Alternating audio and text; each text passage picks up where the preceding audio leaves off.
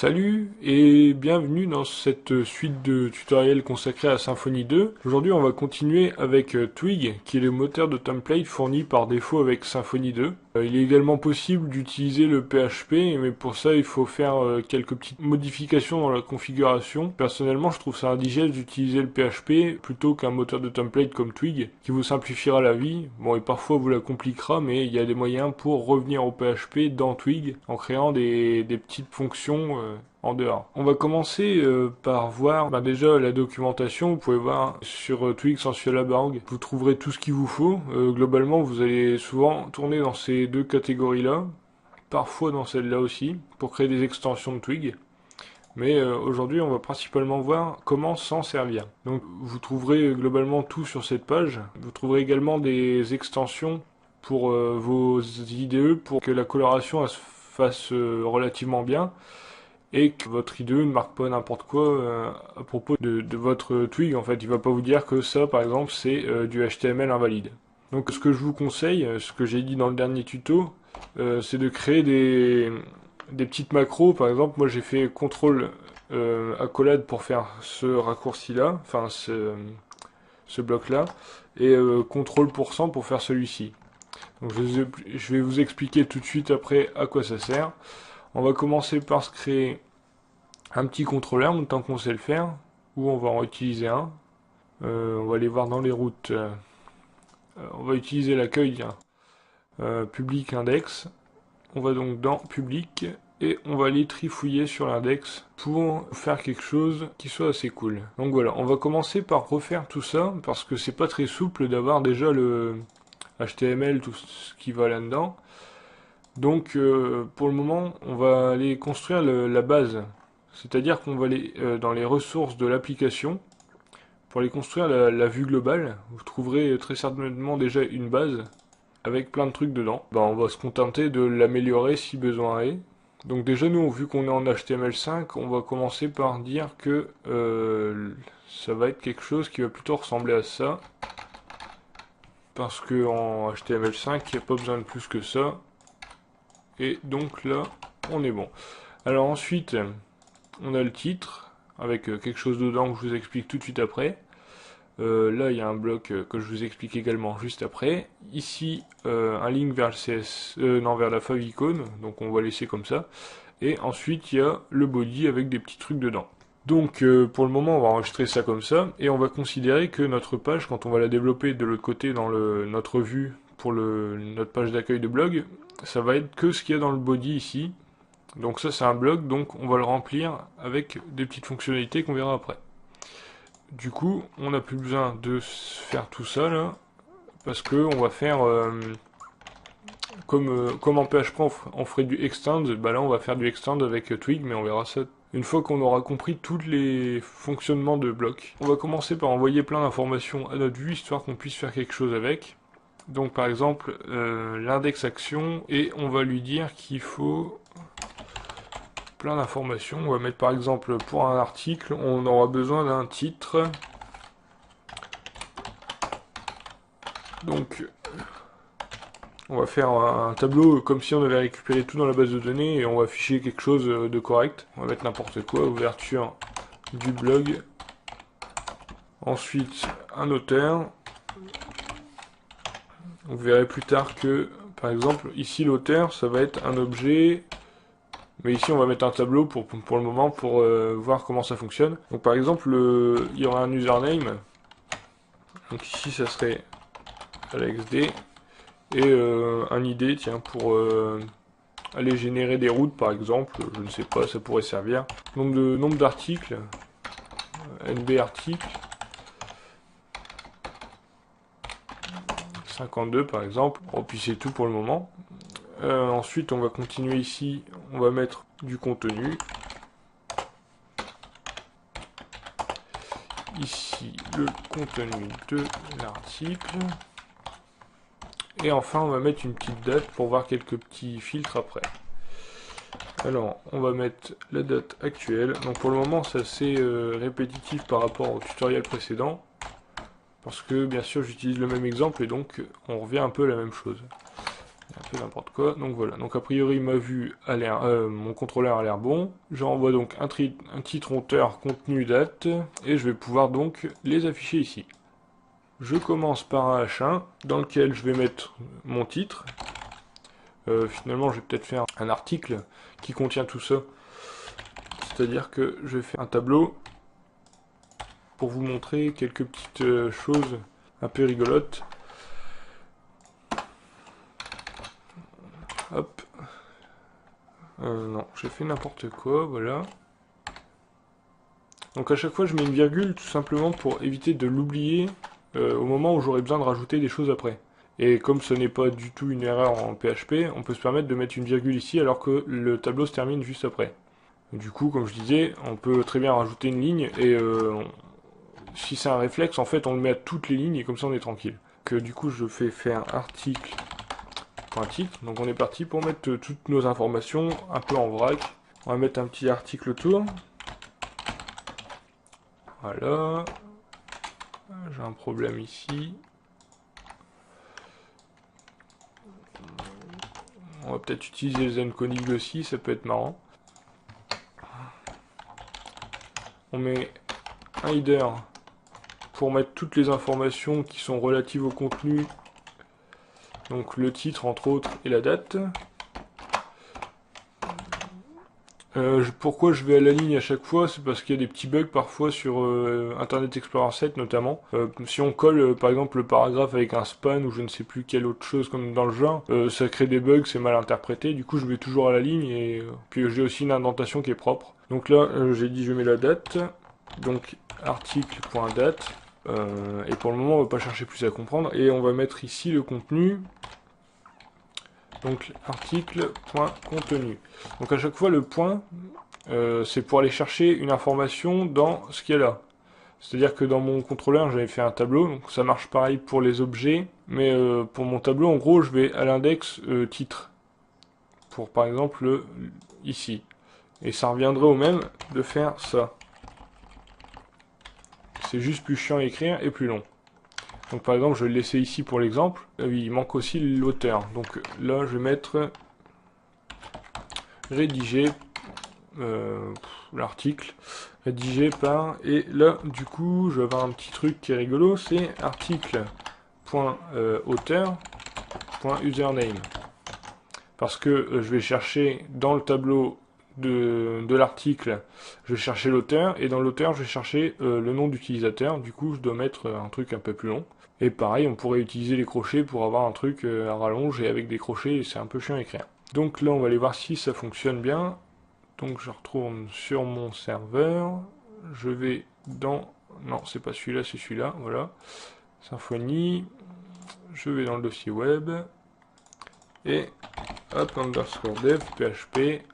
Donc la génération du cache, toujours aussi longue. Et ça, pour ça, c'est assez chiant de travailler avec Symfony. Donc ensuite je vais à blog et normalement, non pas l'article, ça je m'en fous, hop, et là normalement je devrais avoir tout ce que l'on vient de mettre.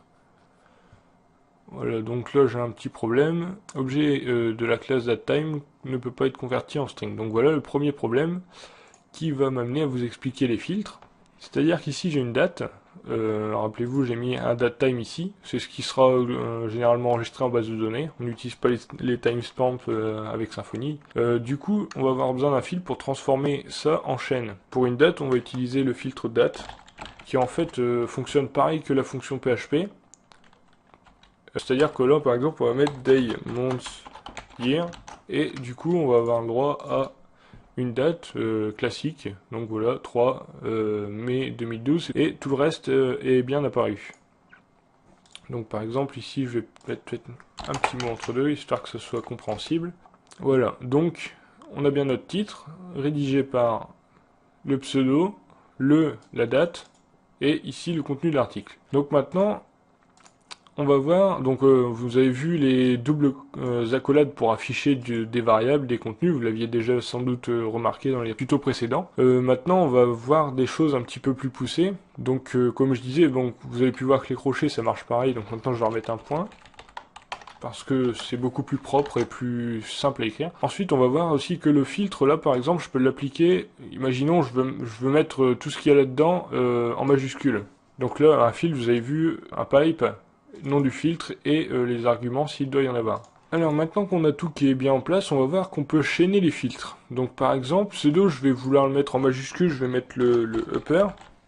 C'est-à-dire que c'est un fil, vous pourrez le trouver dans la documentation. Et je vous invite d'ailleurs à y aller pour voir tous les fils qu'il y a, il y en a quand même pas mal. Donc toujours pareil, le pipe et le nom du filtre. Donc upper, c'est censé mettre le texte en majuscule, donc normalement, voilà, mon pseudo est en majuscule. Je peux faire un autre traitement qui va être par exemple, un truc débile, mais je peux le mettre en minuscule, après l'avoir mis en majuscule, ce qui sert complètement à rien, mais on peut voir que les fils se font les uns après les autres et que c'est le dernier qui est pris en compte, qui va par exemple écraser l'effet des précédents. Donc là c'est complètement inutile, donc je le retire, mais on va aller voir dans la documentation pour pouvoir tester quelques filtres. Ici il y a le upper, le join c'est pour les listes, on va à ce moment-là mettre des virgules entre les noms, et donc vous pouvez voir ici la page des filtres où il y a quand même beaucoup de choses de disponibles et qui sont vraiment très pratiques, comme JSON encode et bien d'autres. On peut voir la date, le format, number format. Celles qui servent vraiment, c'est par exemple capitalise, lower, upper. On va avoir aussi les strip tags, c'est pour les protections. Il y a row aussi pour afficher du contenu, le déprotéger en quelque sorte. C'est-à-dire que Twig par défaut, il va protéger tout votre contenu. Donc par exemple, si vous écrivez un article en HTML, donc on va le faire ici. Le contenu, par exemple, si je mets un paragraphe autour de ça, et ben systématiquement, Twig à l'affichage, il va le protéger, et ça va pas s'afficher en tant que paragraphe, mais en tant que texte. Vous voyez, ici, j'ai mes P qui sont du coup plus des paragraphes, et pour protéger ça, faut faire un row. Et du coup, avec ça, afficher le truc comme si c'était un paragraphe, et si on va parcourir dans le code, on verra bien qu'il y a un P autour, alors qu'à la base il y en a pas, enfin il y en a un et du coup ça bug d'ailleurs, mais si on met un span, on va bien voir que ça fonctionne. Twig du coup par défaut il vous protège tout, vous êtes tranquille, il n'y a pas d'oubli.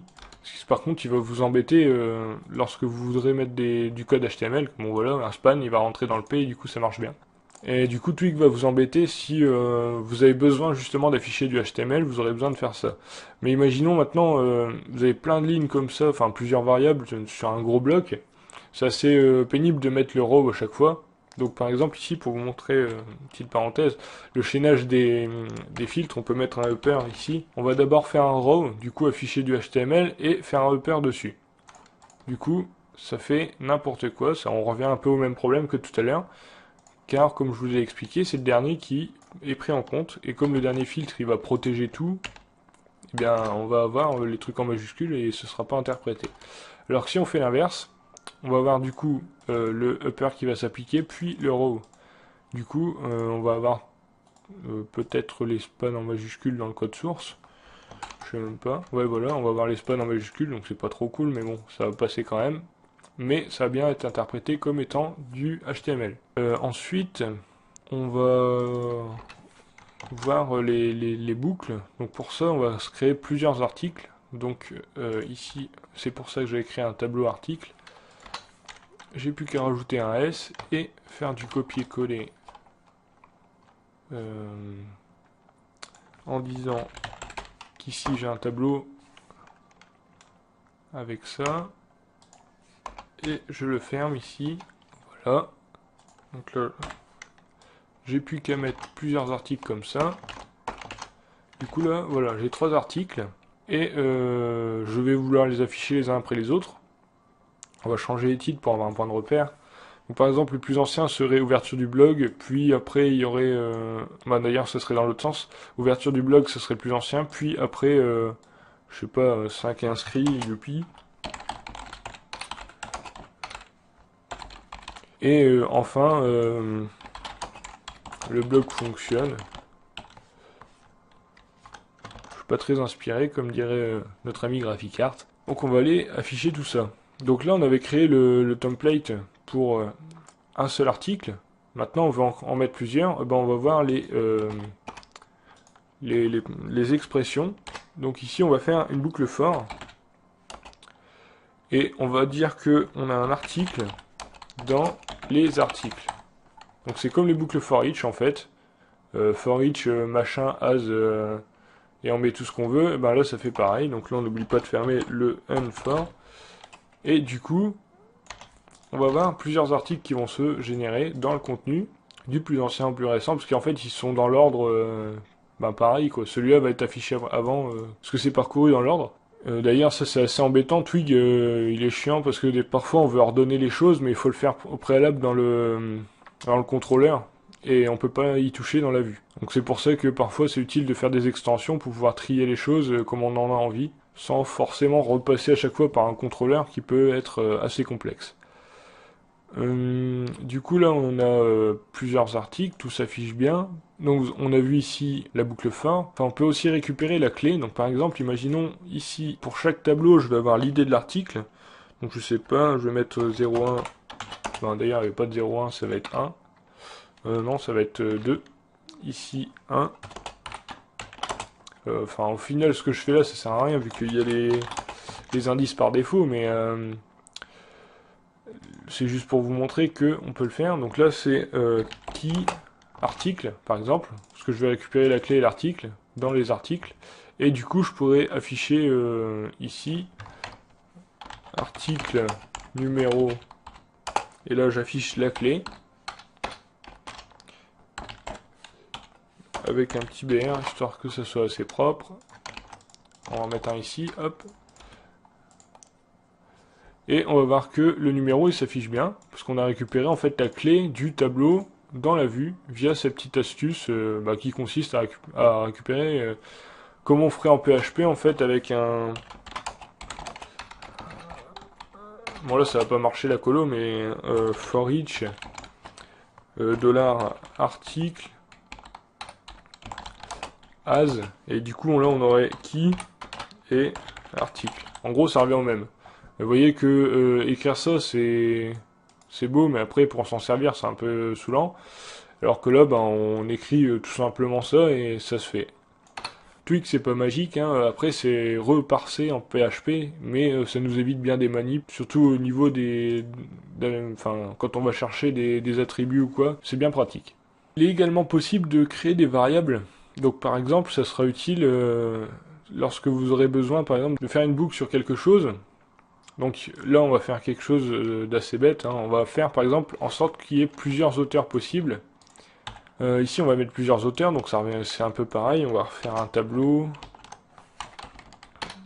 Hop. Ici, on a donc un tableau avec tous les auteurs. On va avoir un tableau avec moi, par exemple. Et hop. Notre ami GraphicArt qui aura l'idée par exemple 2 et qui aura 120 articles. Donc on va aussi rajouter une petite propriété, par exemple, est-ce que le membre en question est le créateur ou pas? Donc ce sera un booléen. Donc par exemple, moi je suis le créateur et pas GraphicArt. Donc on va vouloir peut-être afficher, rédiger. On va mettre plutôt créé par, et là on va mettre les auteurs qui sont créateurs. Enfin normalement il n'y en a qu'un en fait. On va vouloir enregistrer tous les autres dans une variable pour les afficher ensuite, et par exemple on va mettre avec l'aide de ou la participation de. Donc on va le faire tout de suite ici. Avec la participation de, et là on va se débrouiller dans chaque cas pour afficher ce qu'il faut. En l'occurrence ici on va créer une variable, donc on va faire set, c'est-à-dire qu'on va mettre dans une variable, le nom on va mettre par exemple auteur, ou non participant, hop, et on va lui mettre rien dedans, donc on initialise à vide. D'ailleurs c'est pas des accolades ici, mais des pourcents, parce qu'en fait le set c'est une expression, et donc faut pas confondre avec les variables. Sinon ça fait n'importe quoi. Donc là on met bien du vide dans participant. Puis on va se dépatouiller pour afficher ce qu'il faut, enfin enregistrer les participants et afficher si c'est le créateur, créé par et son nom. Donc du coup, on va faire une boucle. Donc ici on va faire for auteur.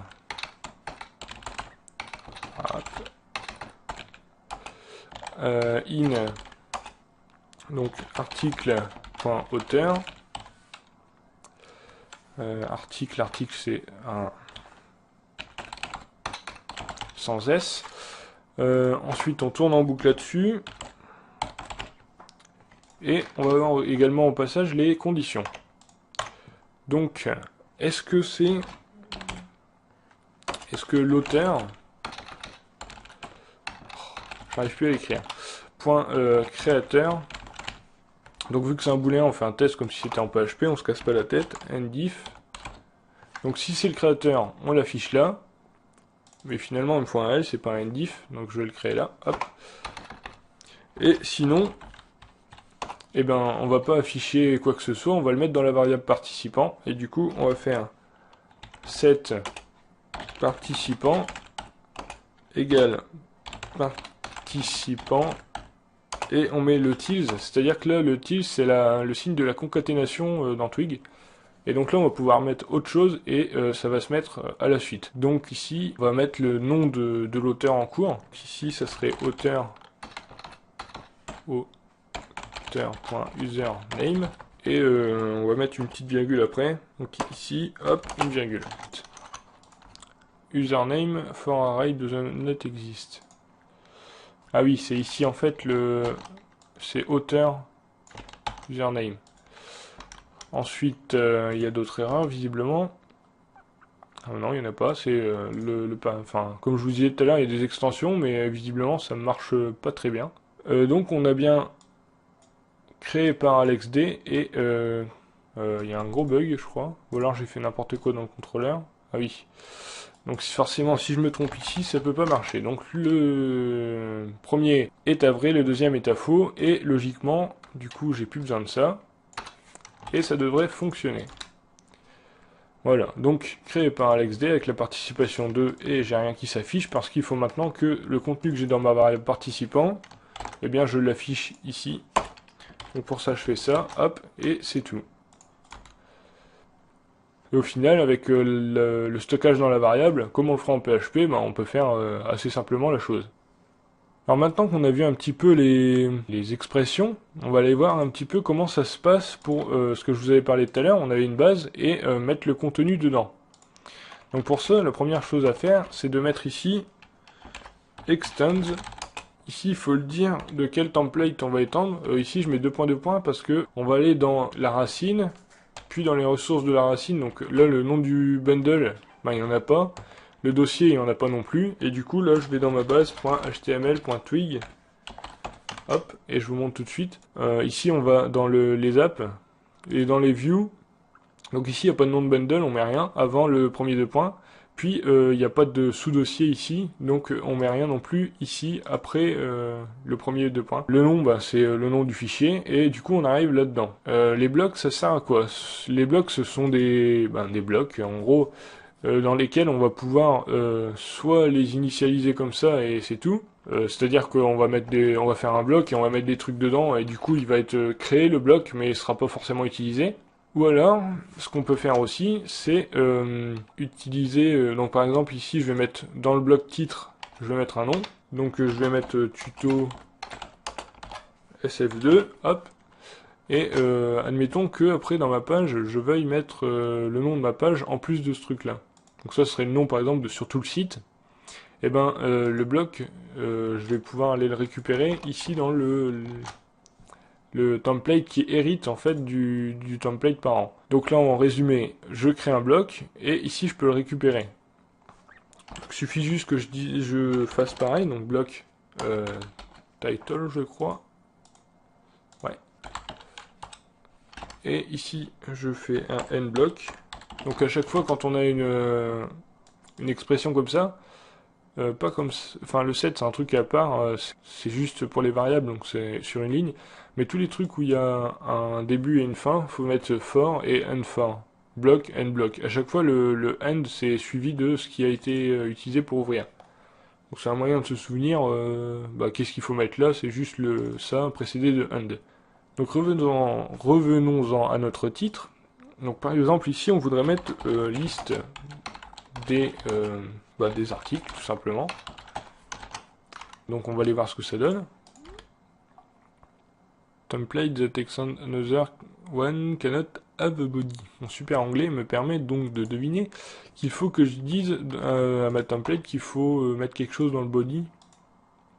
Donc en gros là j'ai un body et il faut que je m'en serve, sinon il est pas content. Donc on va s'en servir également, donc ça marche pareil que pour le bloc de titre. Bloc body et un end block. Hop, on met un petit coup d'indentation et on va voir ce que ça donne. Donc j'ai bien ce qu'il faut et dans le titre j'ai liste des articles. Mais maintenant je voudrais que ça affiche par exemple pipe et le titre que j'ai mis au début pour mettre sur tout le site. C'est là que c'est cool l'héritage, c'est que le titre là je gère que dans le base et après par exemple je mets le titre que je veux sur cette page là. Par exemple suivi d'un pipe, ça on peut mettre tout ce qu'on veut et ensuite j'appelle ce qu'il y avait avant dans ce bloc là, c'est-à-dire que je mets parent. Ça va aller rechercher le contenu qu'il y avait avant l'exécution de cette template là. Ça va le mettre à la place ici que j'ai indiqué. Du coup, normalement je devrais avoir liste des articles, pipe et tuto SF2. Donc on va aller tester ça. Et voilà, on peut voir qu'il y a bien tuto SF2. Donc maintenant on va faire un petit peu la même chose avec le body. Donc exemple, dans le body je vais avoir, je sais pas, un header. Hop. Et ici on va mettre super projet SF2. Donc maintenant si je fais ça, vous voyez que ça n'apparaît pas parce que le bloc qui est ici, il remplace en fait ce qu'il y avait déjà. Maintenant si je vais lui dire qu'il faut récupérer le parent, donc avec la même méthode qui est là, donc comme ça, pas de point virgule avec Twig, et ben normalement il va m'afficher, voilà, mon super projet SF2, ça c'est dans header, donc ça pourrait être le header de mon site, puis j'ai les articles. Donc on pourrait aussi entourer d'une section et compagnie, mais ça c'est du HTML. Je pense que vous savez où me débrouiller. Alors maintenant on a vu qu'on peut extend une vue principale pour la mettre dans une autre. Mais à quoi ça peut servir aussi? Donc là, j'ai créé une vue pour tout le site. Donc un exemple, là je mets tous mes trucs JavaScript, donc avec les scripts, SRC, machin. Pareil, là je mets tous mes CSS. Par exemple, dans un module, j'ai besoin de utiliser un style particulier. Par exemple pour l'administration. On va revenir sur celle-ci et on va vouloir la mettre, par exemple, ça on va considérer que c'est une page dans l'administration qui va lister les articles pour après les éditer et compagnie. On va se créer un layout, c'est-à-dire que ça va être un style par défaut pour tout le bundle ou l'admin par exemple. Donc là je vais mettre layout admin.html.twig. Donc il faut que ce soit en .twig pour que ce soit interprété. Le .html c'est juste un point de repère pour nous. Savoir que ce qu'il y a dedans, en gros, c'est du HTML. On va donc définir ici un truc tout bête, c'est-à-dire que on va extendre de la base. Du coup, je vais récupérer cette ligne-là. Je vais la mettre là. Ici, on va juste, par exemple, changer le titre pour qu'il y ait la mention admin qui apparaisse. Oui, j'ai oublié de mettre le title. Hop. Unblock. Ensuite ici je mentionne admin, pipe et le parent. Donc avec ça je vais avoir un layout tout simple, hein, vous voyez. Mais ensuite dans le public, donc celui-ci, je vais pas étendre de la base, mais je vais aller chercher celui que je viens de créer. Et pour ça je vais aller dans, je me souviens même plus du nom, donc tuto blog bundle. Donc on marque ici tuto blog bundle. Puis il n'y a pas de dossier et le truc s'appelle layout underscore admin. Et du coup, ça devrait nous afficher le admin en haut. Alors, pourtant il n'est pas dans un dossier. Est-ce que donc tuto block bundle, ah, peut-être que block bundle si je me suis trompé lors de la génération. Voilà, bon bah c'est ça. Donc il suffit donc de mettre le block bundle. Je me souvenais plus qu'il fallait pas mettre le namespace global dedans. dans le titre, on a bien le pipe admin qui s'est rajouté. Et on pourrait éventuellement, donc comme je disais au tout début, rajouter des style sheets. Du coup, on va dans le bloc style sheet. Il y a peut-être même un S là-dedans. Ouais. Et on met, en gros, on va mettre là-dedans des links. Donc ça va être bidon, hein. Là je vais mettre n'importe quoi, ça sert absolument à rien. Voilà, puis là je vais mettre CSS design.css ou admin. Voilà, admin.css. Et du coup, ça va être ajouté que pour l'admin. Enfin, tous ceux qui vont extend du layout admin, ils vont avoir la mention admin et le link. Donc, bon, c'est un peu peut-être abstrait expliqué comme ça, mais ça peut être très très utile. Donc, par exemple, pour chaque bundle, vous avez créé un truc global. Donc, pour une messagerie, par exemple, vous allez afficher les options à gauche pour le nouveau message et compagnie, ça sera pareil dans tout le module. Du coup, vous n'avez pas besoin de le refaire à chaque fois, ça sera direct dans ce layout global et après vous vous cassez pas la tête, vous faites un extend et c'est fini.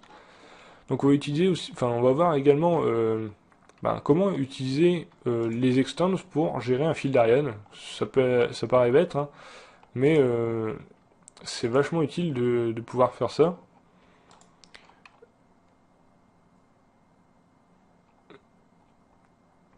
Donc il faut savoir que les blocs peuvent contenir des blocs.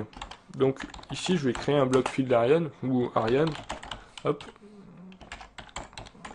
et qui par défaut va contenir juste le nom tuto. Et on va considérer que le tuto, bon, c'est le premier truc, donc il n'y a rien avant et après. Et pour l'admin, on va faire un bloc comme ça. Hop, bloc Ariane. Et dedans, on va mettre une petite flèche pour dire que c'est dedans. On va faire admin et on finit le bloc. Voilà. Et normalement, dans l'admin, on devrait avoir notre fil d'Ariane. Voilà, donc là j'ai que le slash admin. Parce que, oui, j'ai oublié le parent. Donc si je marque pas le parent, forcément ça ne peut pas afficher ce qu'il y avait avant. Du coup, on a une gestion super simple d'un fil d'Ariane, tuto, admin, et par exemple là, dans celui-là, je pourrais très bien, par exemple, enfin, afficher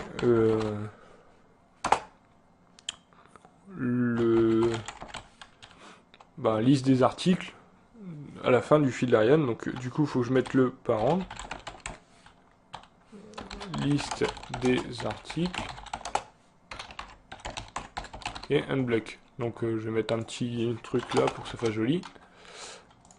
Et normalement, on doit afficher, voilà, tuto, admin, liste des articles. Et du coup, comme ça, en gérant tous les niveaux, à chaque fois avec un extends, vous n'avez pas besoin de vous casser la tête à gérer le fil d'Ariane, tout est géré tout seul avec les extends. C'est vraiment pratique pour gérer tous les niveaux de votre site. Donc par exemple, moi sur mes projets, ce que je fais, c'est que j'ai donc mon base avec le nom du site pour retourner du coup à l'accueil. Pour l'administration, j'ai un layout pour l'admin avec l'admin. Puis à chaque fois, dans chaque bundle, je vais extend de cet admin et je vais rajouter le nom du bundle. Du coup, ici, on aurait par exemple blog. Et ensuite, enfin, je vais peut-être vous présenter ça, comment ça se fait. Donc, en fait, je me crée ici une base, mais pour l'admin. Et du coup, j'extends de base. Du coup, ça revient. Je vais peut-être renommer le fichier, ça pourrait être bien. Hop. Ici, je mets admin.html. Hop. Voilà. Du coup, en fin de compte, ça revient à faire ça. Là, du coup, j'extende de la base. Du coup, je récupère le titre, à la fois le titre, les styles et compagnie, le fil d'Ariane également. Ensuite, dans le layout, du coup, là, je vais pas mettre admin, je vais mettre layout tout court. Parce que ça sera par exemple le layout Enfin non, en fait, il faut mettre admin. Parce qu'il va y avoir un layout à la fois pour le public et à la fois pour l'administration. Donc là, on va pas étendre de base, mais de admin. Et du coup, on n'a plus besoin de marquer admin ici, mais on va plutôt marquer, par exemple, blog. Et donc là, les style sheets, on s'en fout. Et ici, on va marquer blog également. Et du coup, on va se retrouver avec un truc qui va faire tuto admin blog liste des articles. Voilà. Donc voilà comment je gère moi, enfin sur mes projets les fils d'Ariane, en utilisant donc tout ce système d'extend. Il y a également un autre truc, c'est les include. Ça permet d'inclure des templates dans d'autres. Donc ça peut être utile, par exemple dans le cas d'envoi d'email ou autre, d'inclure un morceau de template dans un autre. Et pour ça c'est assez simple. Donc par exemple, je vais créer un template ici dans les vues publiques. Je sais pas trop ce que je pourrais faire ici comme exemple, mais inclus, voilà, .html.twig. Du coup ça va être un morceau de template là. Je sais pas ce que je peux marquer. Je vais mettre, je vais juste écrire un texte. Ceci est inclus. Donc ça marche pareil que les include en fait en PHP. Du coup là il faut que j'aille dans mon index, voilà par exemple, et à la fin de mon fichier, par exemple ça pourrait être mon footer. Bon c'est complètement débile parce qu'il faudrait plutôt le faire dans le base. Mais imaginons que, donc voilà, ça c'est un morceau de code qu'on veut ajouter en bas. Il nous suffira alors de faire include et d'indiquer où se trouve ce fichier. Donc en l'occurrence il est dans block bundle, il n'a pas de sous-dossier et quoique j'ai peut-être mis dans public, ouais je l'ai mis dans public. Donc ici on met public. Donc, vous voyez l'intérêt de cet endroit là, c'est les sous-dossiers dans les views. Inclus.html.twig. Hop. Et normalement, ça va nous afficher un petit texte en bas. Ah, il veut pas. Ah oui, parce qu'il a le body, il est pas content. Faut pas aller en dehors du body. Du coup, on va le faire là-dedans. Hop. Voilà, donc ceci est inclus, il est bien affiché tout en bas. Oui, donc en fait, Twig gère le bloc body comme étant le corps, et du coup, il vérifie à chaque fois qu'on n'en sort pas. Donc ça, c'est à vous de choisir, vous pouvez ou pas utiliser ce bloc body. Mais ça permet de pas partir dans n'importe quel truc, c'est-à-dire d'avoir des morceaux de code qui sont en dehors du body, et du coup, ça fait des erreurs bêtes. Je crois qu'on a fait le tour de tout ce qui peut se faire en termes d'expression et de variables. Enfin, il y a plein d'autres choses aussi dans Twig. Par exemple, pour faire des messages qui changent de couleur aléatoirement, il suffit de faire dans la condition. Donc là, je vais faire n'importe quoi, mais enfin, c'est complètement hors sujet ici, mais je vous le montre. Donc si par exemple la ligne, donc le message, par exemple, si vous faites une messagerie privée, message.id is, et là vous faites par exemple even pour dire est-ce qu'il est pair. Et s'il est pair, par exemple vous auriez une div ici avec la classe, je sais pas, par exemple ça va être la classe message. Bon, d'ailleurs ça serait plutôt un tableau qu'il faudrait faire, et s'il est pair, on va mettre par exemple pair.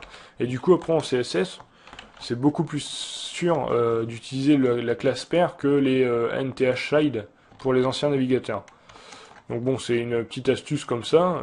Après, il existe aussi le isDefined pour savoir si une variable est définie. Enfin, il y a plein de choses comme ça. Ça permet de faire des trucs super rapidement. Genre par exemple ce gros pâté là, en PHP, ça sera ça serait un peu la même chose, mais je trouve que c'est plus simple de le faire avec Twig. Donc voilà, ce tutoriel est terminé. Je vous invite à consulter la documentation pour voir d'autres fonctionnalités. Par exemple, là, j'ai une fonction for i et du coup, ça va d'un nombre à un autre.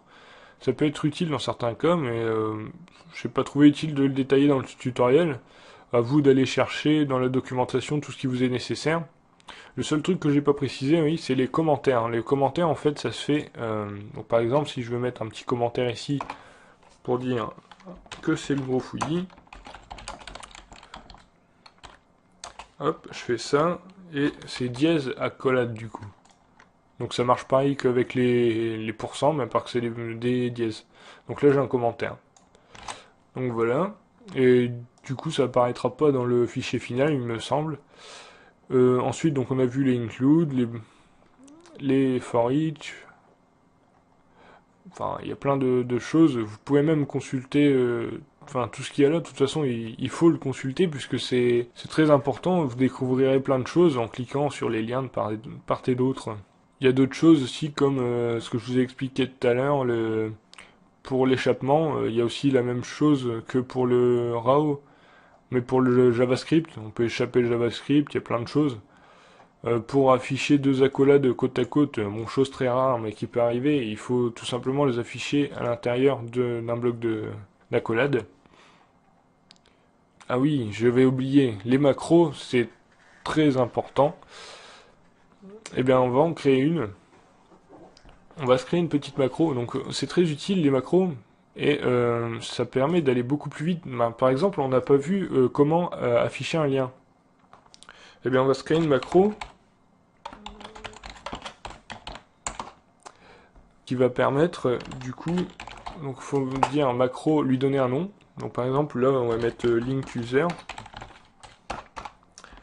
and macro, hop, et ça va être juste un petit bout de code, un petit helper en fait, et par exemple ici ça va être un lien qui va aller vers un endroit. Donc ici pour afficher un lien, il faut utiliser la méthode pass et lui donner le nom de la route. Donc faut aller voir dans le routeur parce que je me souviens plus du tout des noms des trucs. Mais par exemple, on va dire que, parce qu'on s'en moque un petit peu, ben, ça va rediriger vers blog article avec le pseudo. Parce que bon là, je fais absolument n'importe quoi dans les liens parce que ça sera complètement faux. Mais c'est juste pour vous montrer comment ça fonctionne.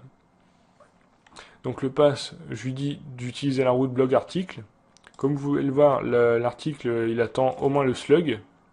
Le slug, je vais lui mettre le pseudo. Sachant que le link user, je vais lui mettre le paramètre membre, ou user plutôt, histoire d'avoir un truc full English. Donc ici, on aurait le user.username, et du coup, la route qui serait, enfin l'URL qui serait générée là, ça serait la route de blog article, avec ici à la place du slug, le pseudo du membre. Et on pourrait considérer que ça redirige vers sa page membre, enfin bref. Ici, ben pareil, on va afficher user.username, et ça nous évite à chaque fois d'afficher ce bloc de code. Surtout si vous devez mettre des styles ou quoi dessus, au moins vous l'avez là. Et du coup, après, pour l'utiliser, donc par exemple ici, je vais remplacer à chaque fois que j'affiche un pseudo, voilà, ici, je vais le remplacer par un appel à la macro. Donc avant de pouvoir l'utiliser, il faut l'importer en haut. Comme vous pouvez le voir sur la documentation, ici il faut utiliser le import, le nom du fichier qu'il contient, et mettre un alias pour pouvoir l'utiliser après. Donc c'est ce qu'on va faire tout de suite. Import, donc à pas confondre avec le include, hein, n'a rien à voir. Donc on importe du même dossier, ça va être un truc comme blog bundle, macro.html.twig. Donc là, il faut mettre un alias, et on va mettre as users. Quoique ça pourrait rentrer en conflit avec des choses qu'on va utiliser peut-être. On va mettre un préfixe, donc macro user. Donc voilà. Donc là maintenant on a un petit... Enfin en gros ça serait comme une sorte de librairie qu'on va pouvoir utiliser. Du coup on va faire macro.user, macro underscore user, et on va lui dire qu'il faut exécuter le link user avec en paramètre l'auteur. Il devrait nous afficher, enfin faut le mettre ça entre accolades, c'est beaucoup mieux. Il devrait nous afficher un lien vers un article, enfin une page d'article du coup, mais normalement ça serait vers le profil quoi. Alors j'ai fait une erreur. Effectivement, je me suis planté dans la macro ici, vu qu'il peut y avoir plusieurs paramètres, il faut mettre des accolades autour. Ici, il faut indiquer que justement c'est le slug. Il faut lui dire exactement quel paramètre prend quelle valeur, parce qu'on peut les mettre dans n'importe quel ordre. Bon, normalement cette fois-ci, ça devrait être la bonne. Voilà. Donc maintenant, j'ai bien un lien. Donc je peux pas vous montrer en bas en même temps, mais donc si on y va, on va avoir le article et le pseudo juste derrière. Donc bon, ce que je viens de faire, c'est pas tip top, hein, mais donc là c'est pareil, on peut aller l'appliquer donc sur le pseudo de graph, ici en faisant ça, et au lieu de mettre auteur.username, on va appeler la macro avant la concaténation. Du coup, faut retirer ça. Ça fait un code un petit peu ouf, mais normalement ça va nous afficher un lien sur GraphiCart. Oui, donc comme je vous ai expliqué tout à l'heure, il faut échapper. Du coup, il faut mettre ici un row. Ah oui, le row, c'est pas du tout là qui va, je fais n'importe quoi, c'est ici. Voilà, donc maintenant on a bien un lien vers GraphiCart, un lien vers moi. Par contre, je vous déconseille, pour ceux qui sont déjà en train de trifouiller aux routes et des choses comme ça, d'utiliser le pseudo tel quel pour aller vers le profil. Faut utiliser quelque chose qui s'appelle un slugifier. C'est-à-dire qu'on va vérifier qu'il n'y ait pas des caractères spéciaux, genre des espaces ou quoi, pour pas que ça fasse planter l'URL en fait. Bon, ça c'est une petite astuce qu'on verra dans les prochains tutoriaux. Ce tutoriel est maintenant terminé, je vous invite à venir sur le channel IRC ou sur le forum pour poser vos questions, ou à poster en commentaire si vous avez un commentaire sur ce tuto, quelquefois que j'ai dit quelque chose qui soit faux, ou que j'ai oublié quelque chose d'important, il n'y a pas de souci. Et je vous dis à bientôt pour un prochain tutoriel, très probablement sur Doctrine.